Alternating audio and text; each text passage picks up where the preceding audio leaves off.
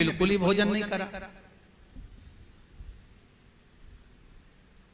जब बिल्कुल भोजन माता लक्ष्मी ना करी तब भगवान विष्णु ने पूछ लिया कि तू भोजन क्यों नहीं कर रही है। तब लक्ष्मी जी बोली, प्रभु जिस बद्रिकाश्रम को आप घुमा कर लेकर आए हो शंकर जी के घर को, वो घर मुझे भाग गया है। प्रभु कुछ भी करो पर अपन दोनों को तो वहीं रहना है, चाहे कुछ भी हो।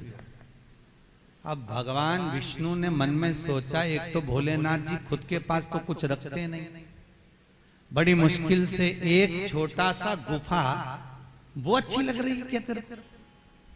लक्ष्मी जी बोली, नहीं नहीं गुफा से मतलब नहीं, वो तो अलकनंदा नदी का घाट और वो पर्वत श्रृंखला इतनी सुंदर है प्रभु कि मेरा मन ही नहीं करता उसको छोड़ने का, कुछ भी हो पर मुझे वो चाहिए, मैं वहां रहना चाहता हूं। भगवान विष्णु ने कहा, लक्ष्मी किसी के घर पर दृष्टि नहीं देना चाहिए।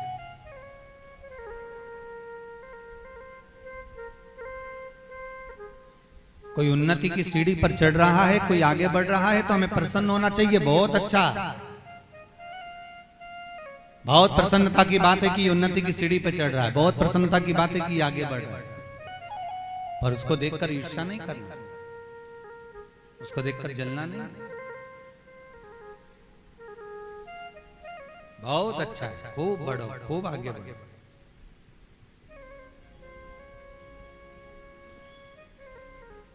और जरा जरा सी बात में चित्तवृत्ति में लेना भी नहीं चाहिए। एक किसान का बेल कुएं में गिर गया, कुएं में पानी नहीं था, सूखा कुआं। लोगों ने किसान से कहा, तुम्हारा बेल कुएं में गिर गया है, उसका क्या करना है? किसान ने कहा, यदि जेसीबी मशीन बुलवाऊंगा और मशीन से अगर खिंचवाऊंगा तो कम से कम 5,000 रुपए का खर्चा है। और किसान बोला कि बेल तो बूढ़ा हो ही गया, आज नहीं तो कल मरना ही है, एक काम करते मरने दो। तो गांव के लोगों ने कहा, अगर वो बेल मर गया तो बदबू कितनी मारेगा वहां कुएं के अंदर, उसमें पानी वानी तो है नहीं। तो किसान बोला, एक काम करते हैं कि सारे गांव के लोगों को कह देते कि इसमें मिट्टी ला के तुम्हारे घर का जितना कचरा है सब इस कुएं में लाके डालना, तो बेल उससे पुर भी जाएगा, बदबू भी बंद हो जाएगी। हाँ ये काम अच्छा। अब गांव के लोगों ने सारा तगाड़ी भर भर के गोबर खाद जो भी पड़ा रहता था, कचरा मिट्टी सब लाके डालना चालू करा। बेल को लग गया कि ये मुझे मारने का प्लान है और मेरे को इसमें दबाना चाहता। तो बेल बड़ा चतुर था। किसान लोग सुबह सुबह आके बैलगाड़ियों से जब कचरा अंदर डालते बेल के ऊपर, बेल उसको शरीर से झड़ाकर उस कचरे पे जाकर खड़ा हो जाता। फिर किसान डालते, बेल फिर झड़ा के खड़ा हो जाता। कुआं पे कचरा डलता गया, बेल चढ़ता गया। लोग कचरा डालते गए, बेल चढ़ता गया, कचरा डालते गए, बेल चढ़ता गया।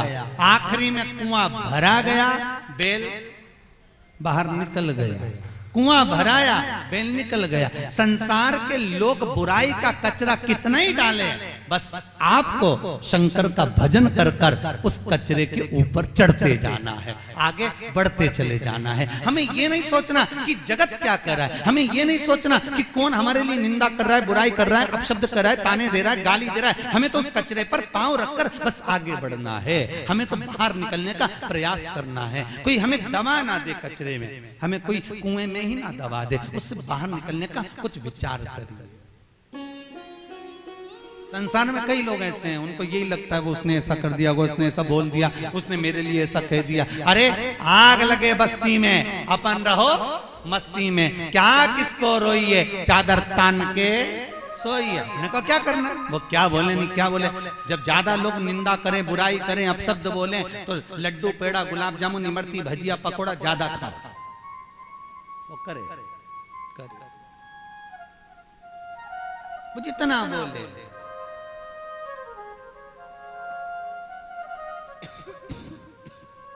आप रोज रोज कथा भी सुनोगे ना टीवी पे, इतनी सावन के महीने में लगातार सुनी ऑनलाइन कथा, और अब ये कथा भादों की चलती चलती अब श्राद्ध पक्ष में पहुंच गई। और अभी भी कथा सुनोगे तो लोग ये कहेंगे बताओ फिर टीवी खोल के बैठ गए। तो तुम भी चिंता मत करना, बस 1 बजे चुटैया मुटैया करके टीवी, हाथ में बेलपत्र, बेलपत्र नहीं हो तो चावल लेके घी का दिया जला के जो बैठी कथा सुनने पर, तो 3 घंटा कथा, 4 बजे जैसे विराम, अक्षतम केशवम और बेलपत्र कलश के ऊपर अपने पूर्वजों का नाम लेकर चढ़ा दिया। भगवान भोलेनाथ श्राद्ध पक्ष में जो जो कथा करवा रहे हैं, जो जो सुन रहे हैं, भगवान सबके भंडार भर दे और सब पे करुणा कर दे। बस यही भाव रखकर उस कथा का रसतत्व हम ग्रहण कर हो गया। बोले बोलने वाला जो बोले। लक्ष्मी जी बोली मुझे तो ये बद्रिकाश्रम चाहिए, कुछ भी हो जाए मुझे ये बद्रिकाश्रम चाहिए। भगवान विष्णु बोले लक्ष्मी किसी का घर हम कैसे ले सकते हैं? लक्ष्मी जी बोले हमें चोरी नहीं करना है, हमें छल नहीं करना है, बद्रिकाश्रम मिल जाए उसकी कुछ प्लानिंग करना है, कुछ ऐसा करा जाए कि ये बद्रिकाश्रम हमको मिल जाए। तो भगवान विष्णु ने लक्ष्मी जी को देखा, ये रोटी नहीं खा रही, ये भूखी रह रही 3 दिन से। अच्छा पत्नी भोजन छोड़ दे तो बेचारा पति का ज्यादा टेंशन बढ़ जाता, बहुत चिंता। 2 बार पति का टेंशन बढ़ता है, बहुत ध्यान। एक पत्नी भोजन नहीं करे तब पति को चिंता रहती है, और जब पत्नी बहुत प्रेम से बोले तब भी पति को बहुत टेंशन रहती है। 2 बार पति को बहुत टेंशन। जब पत्नी बोले ए जी, प्रेम से बोले तो समझ लो खसक लो जी, नहीं तो 500 गया। ये 2 बार तो चिंता रहती रहती है।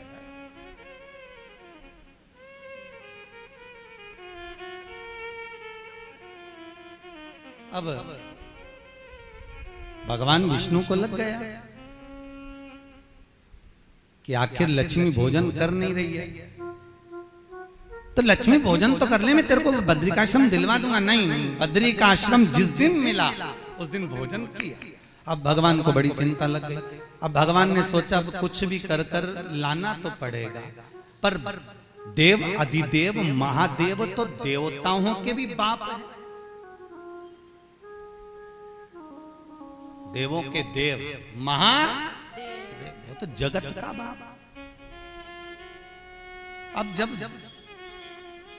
वो जगत का बाप है तो भगवान विष्णु ने सोचा बाप बनकर कुछ नहीं लिया जा सकता, संसार में अगर किसी से कुछ लेना है तो पुत्र बनकर ले सकते, बेटा बनकर।